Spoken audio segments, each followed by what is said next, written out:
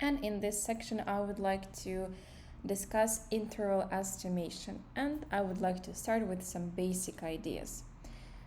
Most of the time, we will need to test the reliability of some estimators of betas, let's say, and to do that, we can construct something called a confidence interval.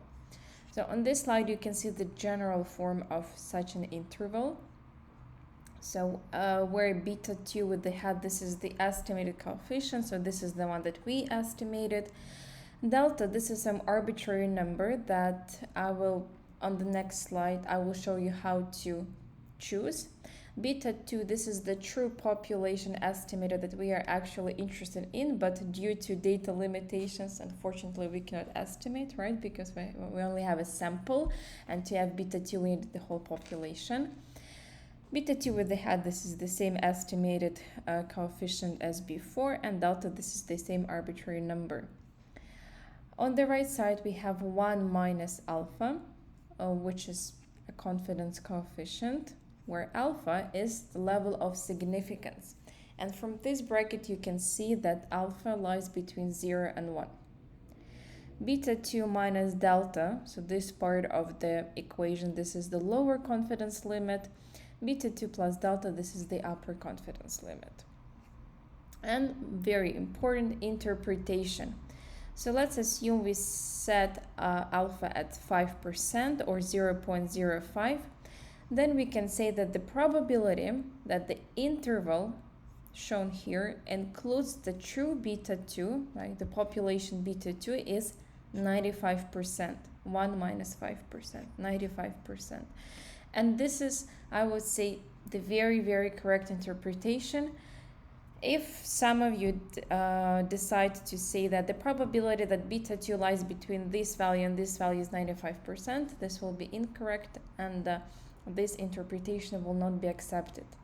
So therefore, I strongly recommend you to use this example in the future when you will be interpreting confidence interval. So once again, the probability that this interval right here includes the true beta 2, the population beta 2, is 95%, 1 minus 5%. And now let's see how confidence intervals are constructed for regression coefficients, so what we are actually interested in. As you can see, so beta 2 stays the same. It's the estimated coefficient from our regression model, where instead of delta, we have the following expression. T for alpha over 2. So this is the value of the t variable obtained from the t distribution table for alpha over 2 level of significance and n minus k degrees of freedom. So let's go through this through this interpretation step word by word. So t variable, right? So this is some t statistic that we obtain, that we get from the t distribution table. I will share this t distribution table in my files, so don't worry, you will have it.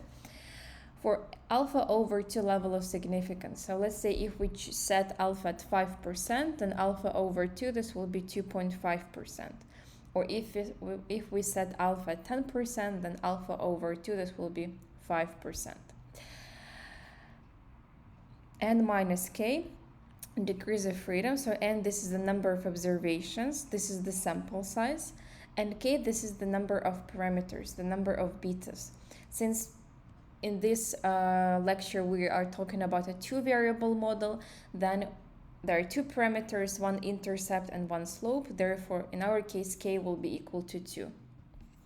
So this is what this t at alpha over 2 is,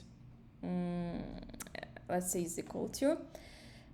And then the next term, then we multiply this t statistic by SE, and SE, this is the estimated standard error of beta 2 coefficient. Luckily, we will not need to calculate ourselves. The software will do this for us. But I just want you to know that standard error is a part of the confidence interval, and we can either calculate it on a piece of paper or we can ask the software to do that. And if you look to the right side, this part is the same, as just instead of minus here, we have a plus. And So from this expression, you can see that the width, how big the confidence interval is, very much depends on the standard error. So the bigger, the larger the standard error is, the larger is the size, the width of the confidence interval. And what it means in reality, technically, this is a problem, because the larger the standard error is, the larger the confidence interval is, and the greater the uncertainty of estimating the true value of the parameter.